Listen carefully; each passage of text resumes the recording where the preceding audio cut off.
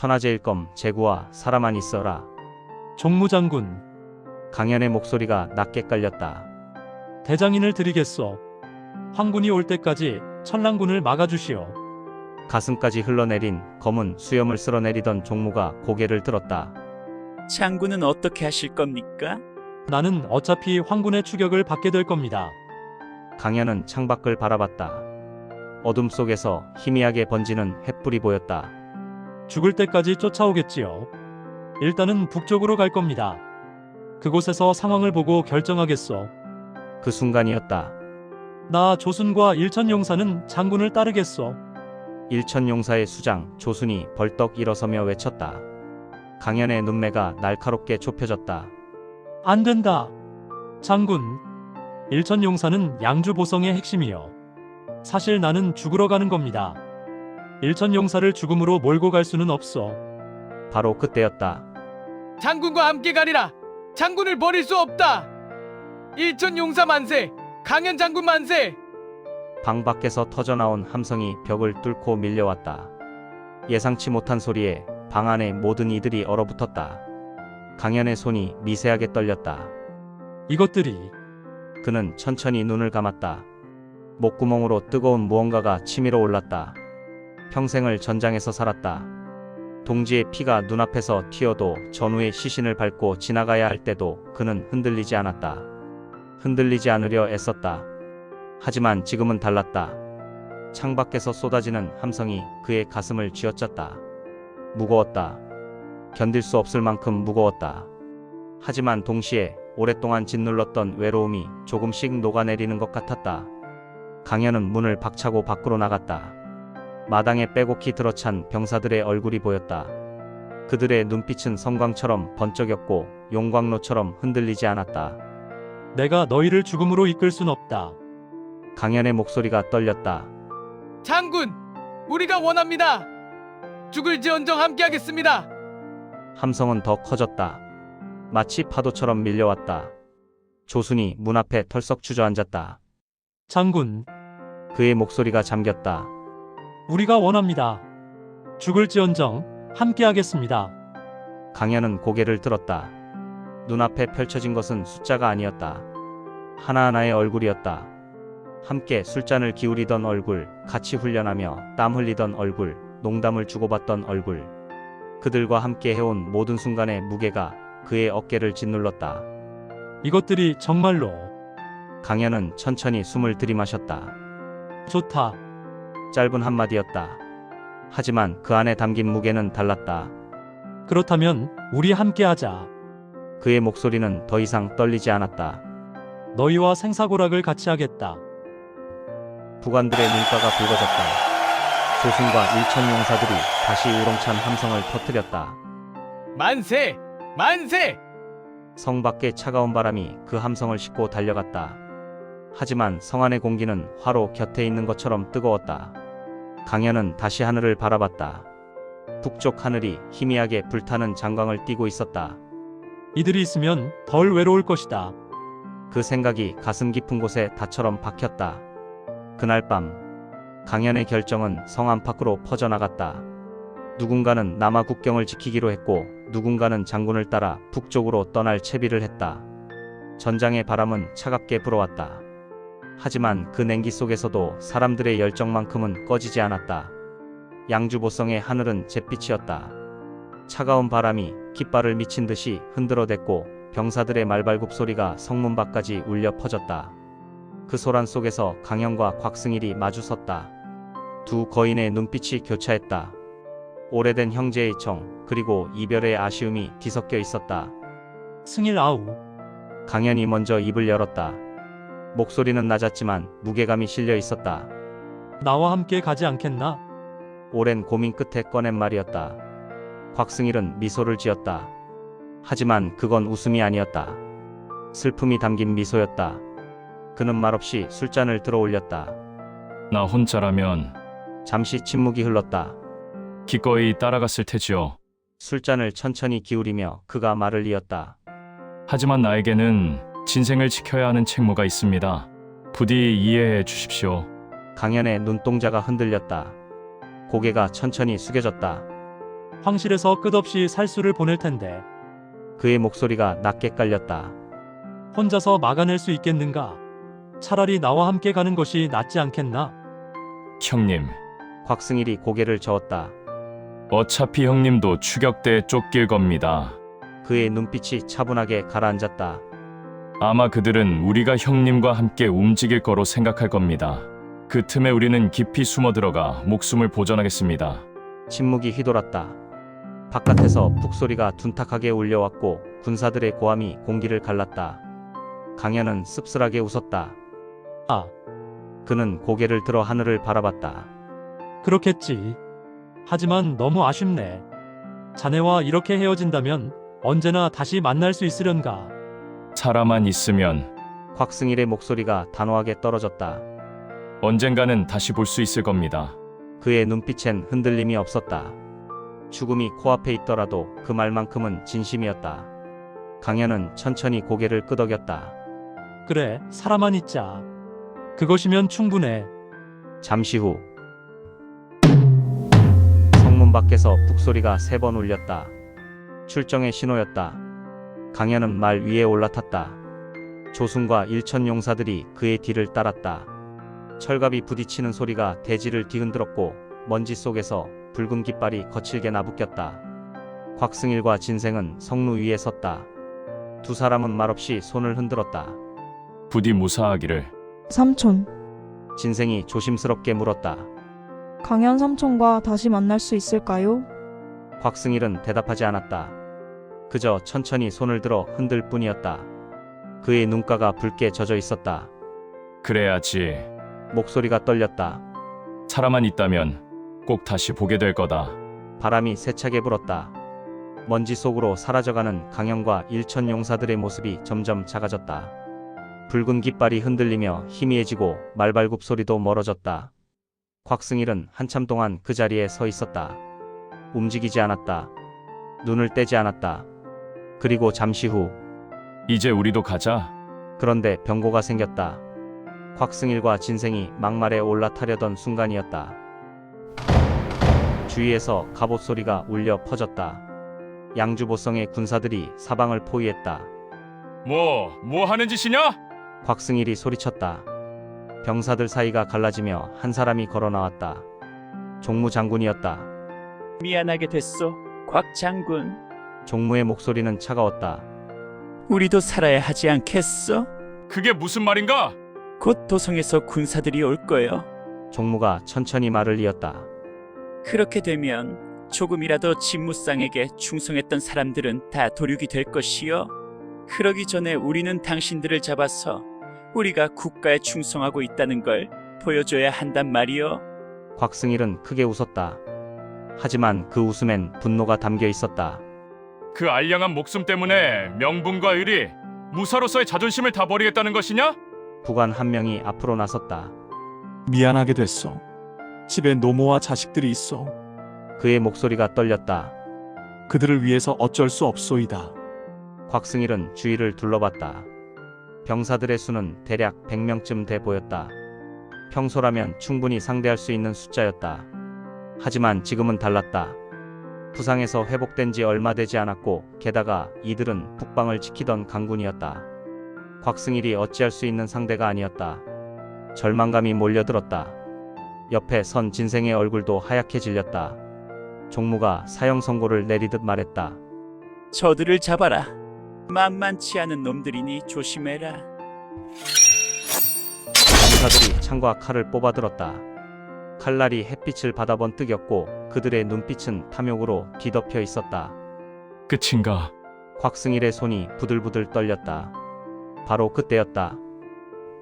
갑자기 뒤쪽에서 함성이 터져나왔다.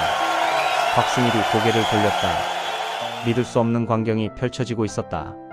강현이 돌아온 것이다. 일천 용사들이 칼을 휘두르며 양주보성의 군사들을 베기 시작했다. 피가 튀었다. 비명이 울려 퍼졌다. 일천 용사들은 하나하나가 정예 중의 정예였다. 일반 군사들이 상대할 수 있는 수준이 아니었다. 강현 장군, 오해요, 오해. 종무가 다급하게 소리쳤다. 나는 말이 끝나기도 전에 강현의 칼이 번쩍였다. 종무의 목이 허공으로 날아갔고 몸은 털썩 쓰러졌다. 비명조차 제대로 지르지 못했다. 형님, 곽승일이 반가움에 소리쳤다. 어떻게 된 겁니까? 강현은 여유있게 빙긋 웃었다. 피가 묻은 칼을 천천히 닦아내며 말했다. 내가 너희들을 여우 소굴에 내버려 두고 그냥 갈 줄 알았어. 그의 눈빛이 차갑게 가라앉았다. 종무의 속셈은 이미 알고 있었어. 떠나는 듯 안심시킨 후 되돌아온 거야. 삼촌은 정말 대단해요. 진생이 눈을 반짝이며 말했다. 일국의 왕이 될 만해요. 그러냐? 강현이 만족스럽게 웃었다. 고맙구나. 곽승일도 고개를 끄덕였다. 가슴 속에서 뜨거운 무언가가 치밀어 올랐다. 이제 너희들이 먼저 떠나라. 강현이 주위를 둘러보며 말했다.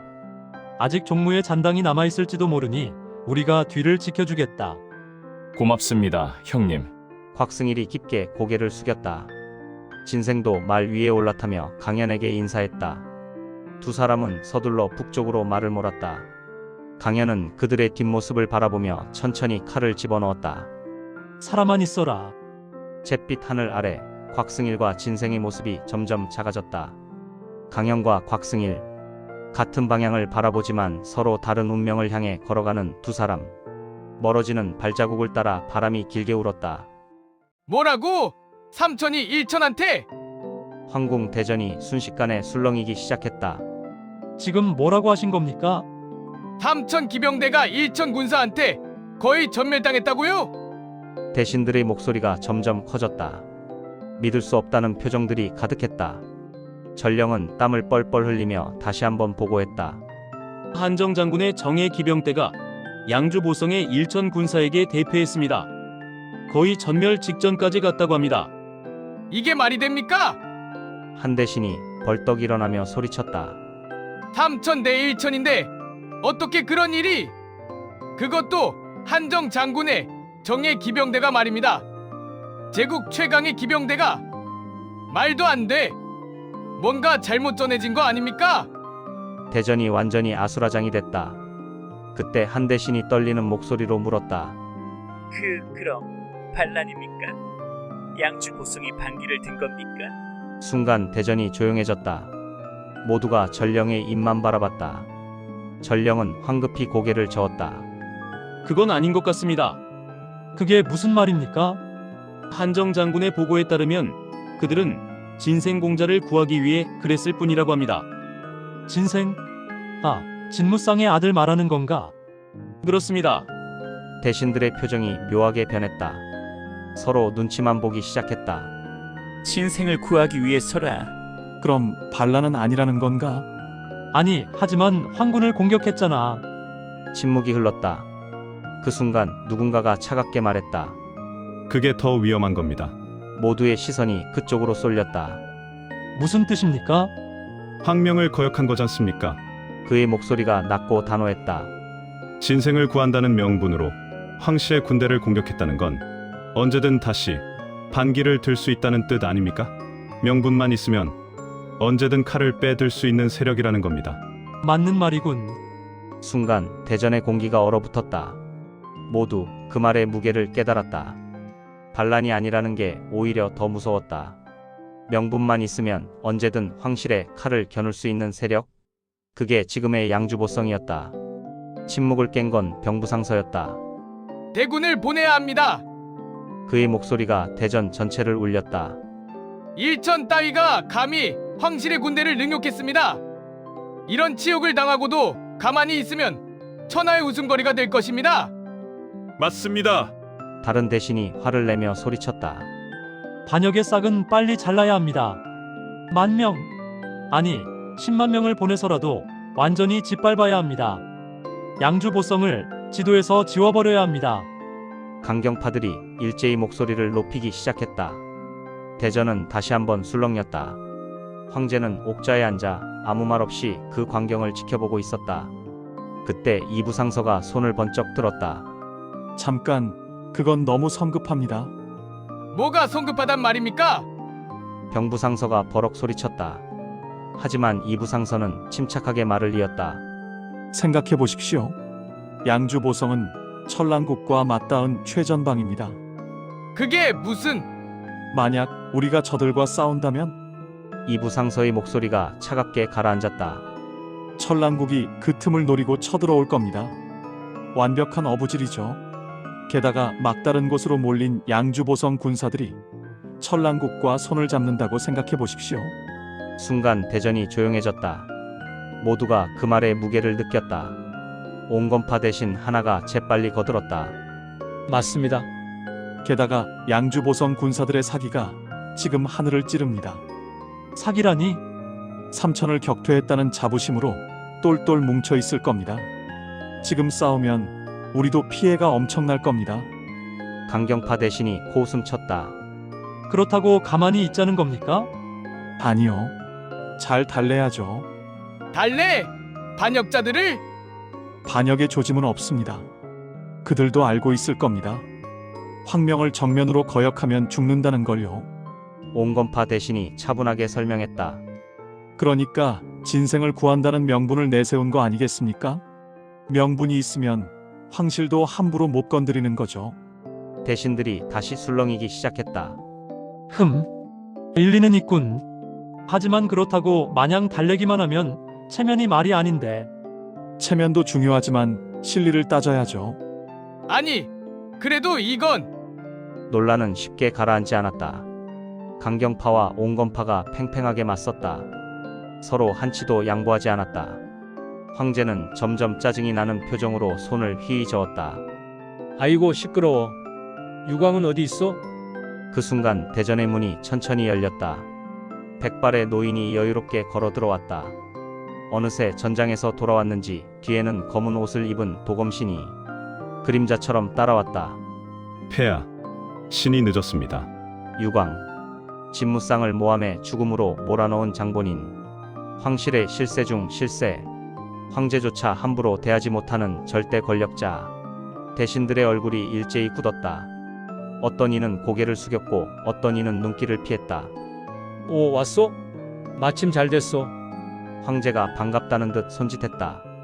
들어보니 양주보성 군사가 반란을 일으킬 수도 있다는데 어찌하면 좋겠어? 황제가 한숨을 푹 쉬며 말했다. 솔직히 말해서 나는 귀찮은 거 딱 질색이오. 알아서 좀 해결해 주시오. 유광의 입가에 묘한 미소가 번졌다. 허허, 이 무능한 황제 자식이. 속으로 비웃으면서도 겉으로는 공손하게 허리를 굽혔다. 염려 마십시오. 폐하, 제가 알아서 처리하겠습니다. 그래 그러니까 좀 알아서 해주시오. 알겠습니다.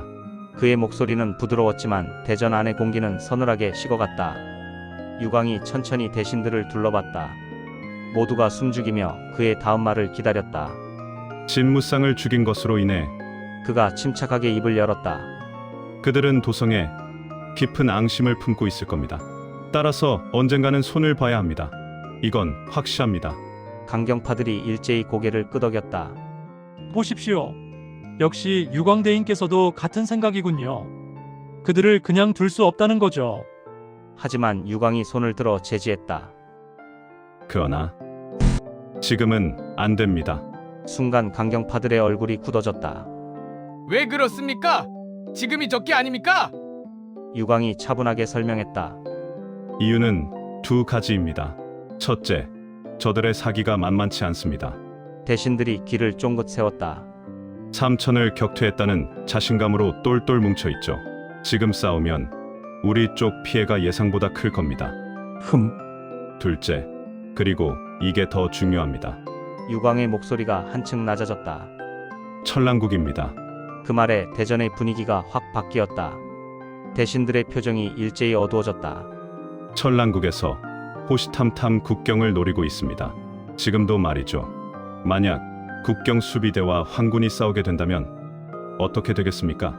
유광이 천천히 시선을 돌리며 물었다. 누가 이기든 양쪽 다 피해를 입을 겁니다. 그 순간 천랑국 군사는 국경을 넘어 곧장 도성으로 쳐들어올 겁니다. 황제가 화들짝 놀라며 벌떡 일어났다. 그러면 안 되죠. 절대로 그런 일이 있어서는 안 됩니다. 그렇습니다. 폐하, 유광이 공손하게 고개를 숙였다. 그러니 수비군을 잘 달래야 합니다. 맞소 맞아. 잘 달래야죠. 황제가 안도한 듯 가슴을 쓸어내렸다. 온건파 대신들도 고개를 끄덕였다. 역시 유광대인은 현명하다는 표정이었다. 하지만 유광의 눈빛은 차갑게 가라앉았다. 물론 그냥 달래기만 하면 안 됩니다. 예? 황제가 다시 앉으며 고개를 갸웃했다. 그게 무슨 말이오? 잘 달래면서도 한편으로는 유광의 입가에 음흉한 미소가 번졌다. 저들의 사기를 천천히 아주 조금씩 꺾어야 합니다. 어떻게 말이오? 황제가 몸을 앞으로 기울이며 물었다. 대신들도 모두 유광을 주목했다. 대전은 숨소리 하나 들리지 않을 만큼 조용해졌다. 황제가 궁금하다는 듯 몸을 앞으로 쭉 기울였다. 유광이 차분하게 설명했다. 군사를 보내지 마십시오. 그럼요. 그저 새로 병마사를 뽑아서 보내는 겁니다. 병마사? 황제가 눈을 깜빡였다. 그렇습니다. 인망이 있는 사람을 선택하십시오. 유광이 천천히 말을 이었다. 양주보성 군사들이 존경하는 인물이면 더욱 좋습니다. 대신들이 서로 얼굴을 마주보며 고개를 갸웃했다. 그런 사람을 보내면 우리 속셈을 눈치채고 오히려 저들이 더 반발하는 거 아닙니까? 한 대신이 의문을 제기했다. 그곳에는 이미 진무상의 신복인 강현 장군이 있지 않습니까? 그 사람이 버티고 있다면 쉽지 않을 텐데요. 유광이 천천히 고개를 저었다. 그래서 그들도 거절하지 못할 인망 있는 사람을 보내라는 겁니다. 아, 순간 대신 하나가 무릎을 쳤다. 만약 거절한다면 그건 반란이 기정사실이 되는 거니까요. 유광이 빙그레 웃었다. 맞습니다. 명분이 완전히 사라지는 겁니다. 인망 있는 병마사를 거부한다? 그건 곧 반역 의사가 있다는 뜻이죠. 오, 대신들이 감탄했다. 역시 유광대인이십니다. 그렇게 명분을 빼앗는군요. 황제도 고개를 끄덕이며 물었다. 그 다음에는 어떻게 하면 돼요? 유광의 입가에 음흉한 미소가 번졌다. 그 다음엔 천천히 주요 장수들을 물갈이하는 겁니다. 물갈이? 예, 양주보성의 장군들을 도성으로 불러들이고 이곳에 충성스러운 장군들을 그것으로 보내는 겁니다. 단, 절대 서두르면 안 됩니다. 유광이 손가락으로 탁자를 톡톡 두드리며 강조했다. 군사들의 동태를 살펴가며 아주 천천히 실행해야 합니다. 얼마나 천천히요? 황제가 다급하게 물었다. 유광이 잠시 침묵했다. 그러다 천천히 입을 열었다. 마치 대전의 모든 시선이 그에게 쏠렸다. 미꾸라지를 삶듯이 미꾸라지? 황제가 입맛을 다시며 되물었다. 대신들도 서로 얼굴을 마주봤다. 미꾸라지를 삶는다는 게 무슨 뜻인지 이해가 안 간다는 표정들이었다. 유광이 여유롭게 설명했다. 미꾸라지를 삶을 때는 특별한 방법이 있습니다. 대신들이 일제히 그를 주목했다. 냄비에 물을 붓고 한가운데 두부를 넣습니다. 그리고 미꾸라지를 넣은 뒤 그 다음엔? 황제가 몸을 더 앞으로 기울이며 물었다. 천천히 아주 천천히 불을 올립니다. 대신들이 숨죽이며 귀를 기울였다. 갑자기 물을 끓이면 미꾸라지들이 살려고 날뜁니다. 튀어오르고 발버둥 치죠. 유광이 손짓으로 미꾸라지가 튀어오르는 모습을 표현했다. 그러면 실패하는 겁니다. 다 도망가 버리죠. 오, 하지만 천천히 온도를 올리면 미꾸라지는 알아채지 못합니다. 유광이 씩 웃었다. 아, 조금 따뜻해지네? 정도로만 생각하죠. 위험한 줄도 모르고요. 황제가 고개를 끄덕이다가 문득 물었다. 그런데 두부는 왜 넣는 거요? 유광의 미소가 더욱 짙어졌다. 그게 핵심입니다. 폐하. 핵심? 물이 점점 더 뜨거워지면 미꾸라지들은 본능적으로 알아챕니다. 유광이 천천히 말을 이었다. 아, 뜨겁다. 죽을 것 같다. 그래서 살려고 발버둥 칩니다. 그럼 도망가는 거 아니요? 아닙니다. 유광이 손가락 하나를 들어 올렸다.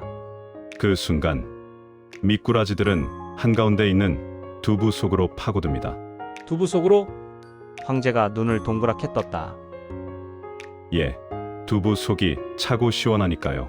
유광이 설명을 이어갔다. 미꾸라지들은 생각합니다. 아, 여기가 안전하다. 여기가 살 길이다. 그렇게 두부 속으로 숨어듭니다. 대신들이 숨을 죽였다. 모두가 유광의 다음 말을 기다렸다. 그런데 유광이 잠시 멈췄다가 천천히 말했다. 물이 뜨거워지면 결국 두부도 뜨거워지죠. 그때쯤이면 미꾸라지는 이미 기운이 다 빠져서 움직일 수 없습니다. 유광이 천천히 주먹을 쥐었다. 그대로 죽습니다. 대전이 순간 조용해졌다. 아무도 말이 없었다. 숨소리조차 들리지 않았다. 그때 황제가 갑자기 무릎을 탁 쳤다. 아, 그거 기가 막힌 비유요. 감사합니다. 폐하. 유광이 공손하게 허리를 숙였다. 하하, 좋아, 그렇게 하시오. 황제가 신이 나서 소리쳤다. 천천히, 아주 천천히 삶는 거요. 알아채지 못하게. 대신들도 하나둘 고개를 끄덕이기 시작했다. 역시 유광대인이십니다. 미꾸라지를 삶는다. 정말 절묘한 비유입니다. 그렇습니다. 양주보성 놈들은 모르는 사이에 서서히 당하는 겁니다. 물이 뜨거워지는 줄도 모르고 말이죠. 강경파 대신 하나가 흐뭇하게 웃으며 말했다. 두부가 뭡니까? 그게 핵심이라고 하셨는데. 유광이 천천히 고개를 돌렸다. 인망 있는 병마사입니다. 아, 대신들이 무릎을 쳤다. 그래서 그들이 믿고 의지할 사람, 안전하다고 생각할 사람을 보내는 거군요. 맞습니다. 그러면 그들은 안심하고 그 사람에게 의지하겠죠. 유광이 차갑게 웃었다. 그 사이 우리는 천천히 물을 끓이는 겁니다. 알아채지 못하게. 황제가 손뼉을 쳤다. 훌륭해. 정말 훌륭한 계책이오. 대전이 다시 술렁이기 시작했다. 이번엔 모두가 흥분한 표정이었다. 그런데 분위기가 일단락되려는 순간이었다. 폐하. 도검신이 조심스럽게 앞으로 나섰다. 응? 도검신 장군. 황제가 고개를 돌렸다. 제가 한 말씀 드려도 되겠습니까? 말하시오. 도검신이 무릎을 꿇었다. 폐하, 이 일의 진짜 핵심은 따로 있습니다. 핵심? 황제의 눈썹이 올라갔다. 진무쌍의 아들, 도검신이 잠시 숨을 고르더니 이름을 뱉어냈다. 진생입니다. 순간 대전의 공기가 얼어붙었다. 유광의 눈이 가늘게 떠졌다. 대신들 사이에서 웅성거림이 일었다. 저자가 지금 무슨 말을 하려는 거지? 진생, 그 어린 놈을 도검신은 주변의 시선 따위 신경 쓰지 않았다. 그는 계속해서 말을 이어갔다. 제가 직접 겪어본 바로는 그의 목소리가 미세하게 떨렸다. 분노인지 두려움인지 알 수 없는 감정이 섞여 있었다. 진생은 감히 따라올 자가 없을 만큼 뛰어난 기재입니다. 그 어린 놈이? 대신 중 한 명이 코웃음을 쳤다. 네, 도검신이 단호하게 대답했다. 만약 그가 이대로 성장한다면 그의 눈빛이 번뜩였다. 마치 먹잇감을 노리는 맹수처럼. 훗날 이 황실에 큰 위협이 될 겁니다. 황제가 턱을 개며 물었다. 그런가? 그 정도요? 확실합니다. 도검신의 목소리에 확신이 담겼다. 저는 진무쌍을 겪어봤습니다. 그 아들도 같은 피를 이었습니다. 아니, 어쩌면 도검신이 이를 악물었다. 주먹에 힘이 들어갔다. 더 위험할지도 모릅니다. 황제가 짧게 신음했다. 그럼 어쩌면 좋겠소? 도검신이 천천히 고개를 들었다.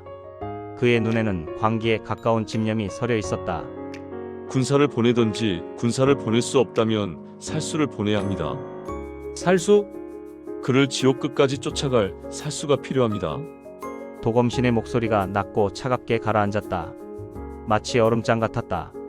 하나가 죽으면 둘, 둘이 죽으면 셋. 대전이 조용해졌다. 너무나 조용해서 숨소리마저 들릴 지경이었다. 진생이 죽을 때까지 끝장을 봐야 합니다. 그 순간 도검신. 유광이 살짝 미간을 찌푸리며 낮게 중얼거렸다. 너무 노골적이야. 황제도 도검신을 빤히 쳐다봤다. 도검신, 그대는 황제의 목소리가 서늘하게 낮아졌다. 진무쌍에 대해 지나치게 격앙되어 있군. 혹시 그에게 개인적인 원한이라도 있는 건가? 그건 아닙니다. 도검신이 황급히 고개를 저었다. 당황한 기색이 역력했다. 저는 다만 황실의 안전이 되었소. 황제가 손을 휘저었다. 더 이상 듣고 싶지 않다는 듯. 진생의 일은 유광이 알아서 하시오. 하지만 폐하, 됐다니까? 황제의 목소리가 짜증스럽게 대전에 울렸다. 도검씨는 이를 악물었다. 주먹을 꽉 쥔 채 물러났다. 억울함과 분노가 뒤섞인 얼굴이었다. 유광이 그를 힐끗 쳐다봤다. 개인적인 감정이 너무 앞서는군. 위험해. 차가운 계산이 그의 눈빛에 담겼다. 대전의 문이 무겁게 닫혔다. 회의가 끝났다. 결론은 이랬다. 첫째, 양주보성에 인망 있는 병마사를 보낸다. 둘째, 천천히 주요 장수들을 물갈이한다. 셋째, 미꾸라지를 삼듯이 서서히 압박한다. 급하게 들이치면 반발만 커진다. 천천히 확실하게 숨통을 조여야 한다. 황실의 음모가 조용히 그러나 치명적으로 시작되었다. 회의실을 나서는 순간 도검씨는 주먹을 불끈 쥐었다. 유광, 그 늙은이 손톱이 손바닥에 파고들었다. 내 말을 막았어. 하지만 곧 입꼬리가 비틀어졌다. 냉소 섞인 미소였다. 상관없어. 발걸음을 옮기며 도검신의 눈빛이 차갑게 빛났다. 황제가 뭐라든 유광이 뭐라든 그의 시선이 저 멀리 양주보성을 향했다. 난 내 방식대로 한다. 미꾸라지를 천천히 삶는다고. 웃기는 소리. 도검신의 입에서 비웃음이 새어나왔다. 진생은 지금 당장 죽여야 해. 어두운 복도를 걸으며 도검신은 이를 갈았다. 이빨이 부딪히는 소리가 들렸다. 황제가 자신의 말을 일축한 그 순간 그의 가슴 속에서 무언가가 타올랐다. 분노? 아니, 그보다 더 깊고 무거운 무언가였다. 증오? 집착? 광기? 이름 붙일 수 없는 감정이 그의 심장을 조여왔다. 도검신 어른, 뒤에서 따라오던 부하가 조심스럽게 입을 열었다. 괜찮으십니까? 도검신의 얼굴이 심상치 않았던 것이다. 창백하면서도 붉은빛이 도는 기묘한 얼굴빛이 풀리지 않았다. 괜찮다. 도검신은 짧게 답했다. 부하는 더 이상 말을 걸지 못했다. 등 뒤에서 뿜어져 나오는 살기가 너무 강렬했다. 도검신은 자신의 처소로 돌아왔다. 문을 거칠게 닫았다. 방 안에 촛불이 흔들렸다. 그리고 도검신은 벽에 걸린 검을 바라보았다. 오래된 검이었다. 칼날에는 세월의 흔적이 묻어 있었지만 여전히 날카로웠다. 20년 전 그날 도검신의 눈빛이 흔들렸다. 기억이 밀려왔다. 피투성이가 된 그날, 모든 게 무너진 그날, 그리고 진무상. 그 이름을 떠올리는 순간 온몸이 떨렸다. 도검신은 소림사의 승려였다. 하지만 보통 승려와는 달랐다. 도검신, 계율원의 스님이 호통을 쳤다. 얼굴이 불그락푸르락했다. 또 다른 승려와 싸웠다는 게 사실이냐? 도검신은 고개를 숙인 채 대답했다. 죄송합니다. 하지만 그의 눈에는 전혀 뉘우치는 기색이 없었다. 오히려 불만이 가득했다. 내가 이겼는데 왜 나만 혼나는 거야? 이번이 몇 번째냐? 계율원 스님의 손이 떨렸다. 세 번째다. 세 번째. 목소리가 점점 더 커졌다. 승려가 되어 무력으로 다툼을 일으키다니. 부처님께서 뭐라고 하시겠느냐? 하지만 저는 도검신이 입을 열려 했다. 변명하려는 게 아니었다. 그냥 사실을 말하려던 것뿐이었다. 닥쳐라. 계율원 스님이 손을 휘저었다. 변명은 듣지 않겠다. 도검신은 입을 다물었다. 어차피 소용없었다. 그는 너무 호승심이 강했다. 그게 문제였다. 누가 자기보다 무공이 뛰어나다는 소문만 들으면 참지를 못했다. 당장 달려가서 겨루자고 했다. 지면 다시 도전장을 내밀었다. 이길 때까지 몇 번이고 징계를 받았다. 면벽 일주일, 청소 한 달, 급기야는 식사를 거르는 벌까지 받았다. 그래도 성정이 고쳐지지 않자 다른 승려들은 그를 내쫓아야 한다고 말했다. 하지만 주지 스님은 그를 내치지 않았다. 도검신의 재능이 너무 아깝습니다. 어느 날 계율원 스님이 주지 스님을 찾아가 항의했다. 저런 녀석을 그대로 두면 사찰의 기강이 무너집니다. 알고 있네. 하지만 주지 스님은 천천히 창밖을 바라봤다. 수련장에서 도검신이 홀로 검을 휘두르고 있었다. 땀이 비 오듯 흘렀다. 하지만 멈추지 않았다. 계속 또 계속. 저 재능을 어찌 버리겠는가? 도검씨는 물을 빨아들이는 모래알 같았다. 무술을 익히는 속도가 상상을 초월했다. 다른 승려들이 1년 걸려 익힐 무공을 한 달 만에 터득했다. 10년 걸릴 무공을 1년 만에 완성했다. 사형, 어느 날 도검신이 선배 승려에게 다가갔다. 이 초식 좀 가르쳐 주세요. 응? 이건 어려운데. 선배 승려가 난감해했다. 최소 3년은 걸릴 거야. 3년이요? 도검신이 고개를 갸웃했다. 그럴 리가요? 뭐, 3년이나 걸린다고요? 그럴 리가. 믿을 수 없다는 표정이었다. 한 달 후 사형, 도검신이 신이 나서 달려왔다. 다 익혔어요. 뭐라고? 선배 승려가 눈이 휘둥그레졌다. 벌써? 네, 보여드릴까요? 도검신이 검을 뽑았다. 검이 빛처럼 움직였다. 믿을 수 없었다. 하지만 실제로 보여주는 도검신의 초식은 완벽했다. 이건 선배 승려는 할 말을 잃었다.